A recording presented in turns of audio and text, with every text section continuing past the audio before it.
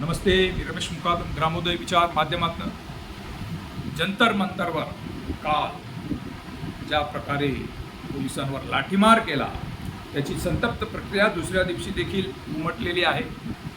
काल संसदेमध्ये राहुल गांधी यांना बोलू दिलं नाही.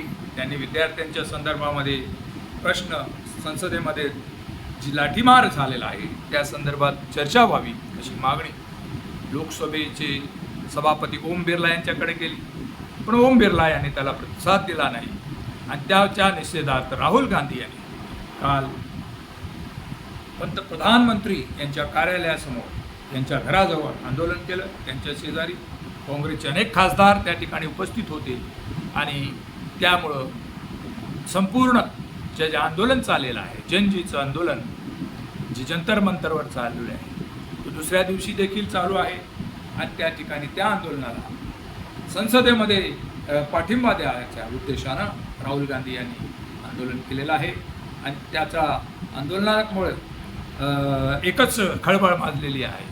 आणि मग तेथील असलेल्या सुरक्षा रक्षकांनी प्रधानमंत्री यांच्या घरासमोर ठिय्या देऊन बसलेले राहुल गांधी यांना, तसेच प्रियंका गांधी आणि खडगे आदी जे काही काँग्रेसचे संसदीय दलामध्ये काम करणारे खासदार मंडळी आहे त्यांना अटक केली. विरोधी पक्ष राहुल गांधी यांना पोलिसांच्या गाडीत नेऊन पोलीस स्टेशनमध्ये अटक केली. त्यामुळं संपूर्ण काँग्रेस जन देखील भडकले आणि त्याने देखील आंदोलनाला सुरुवात केलेली आहे. जंतर मंतरवर गर्दी सुरूच आहे. जंतर मंतरचे विद्यार्थ्यांना आता जोश आलेला आहे आणि जंतर मंतरवर उद्धव ठाकरे, शिवसेना उद्धव ठाकरे यांनी भेट दिली, संजय राऊत यांनी भेट दिली आणि त्या ठिकाणी असलेल्या अभिजित दिपके यांचा हौसला त्यांनी वाढवलेला आहे.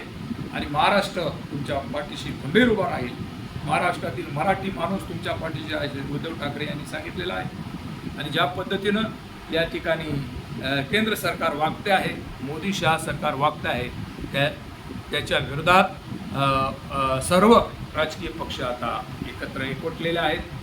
आम आदमी पार्टीचे केजरीवाल यांनी देखील जंतर मंतरवर जाऊन अभिजित दिपके यांची भेट घेतली. संजय सिंग हे जातीने आंदोलन करतायत. तसेच भीम आर्मी पक्षाचे नेते खासदार चंद्रशेखर रावळ याने देखील संसदेच्या प्रांगणामध्ये स्वतः उपोषणाला ते बसलेले आहेत.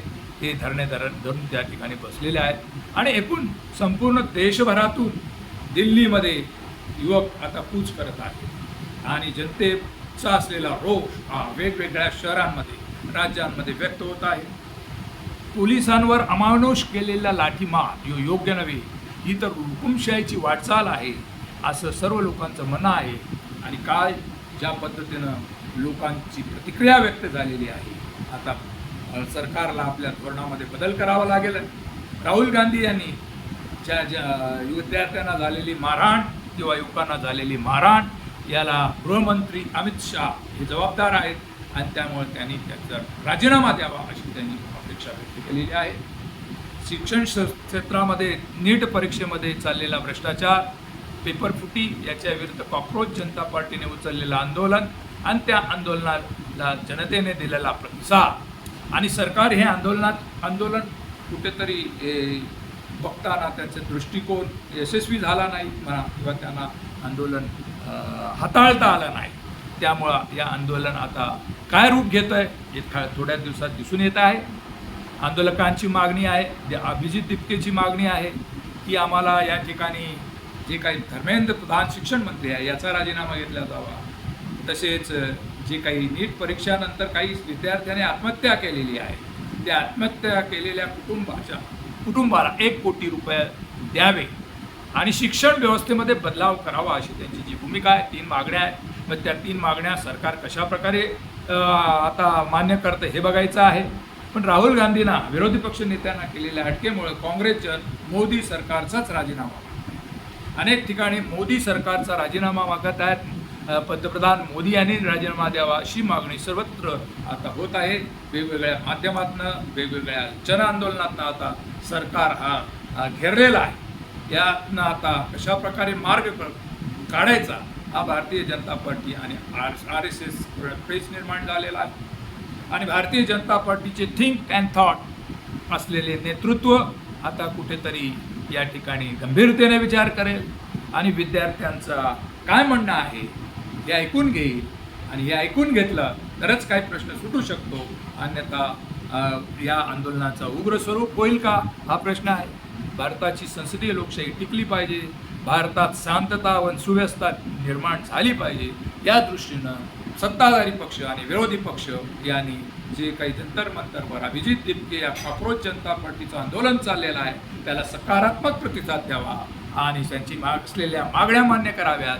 शिक्षण मंत्री जे काही प्रधान आहेत धर्मेंद्र प्रधान यांचा राजीनामा घ्यावा, शिक्षणामध्ये बदल करावा आणि जे काही विद्यार्थी आहेत त्या विद्यार्थ्यांना ज्यांनी आत्महत्या केलेली आहे त्यांना त्यांच्या कुटुंबाला 1 कोटी रुपये मदत करावी.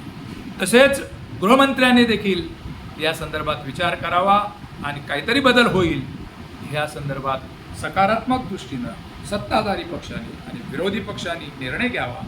आणि निर्णय झाला तर जनजीचं आंदोलन हे कुठेतरी मागे घेतलं जाईल आणि देशामध्ये सार्वजनिक शांतता आणि सुव्यवस्था निर्माण होईल.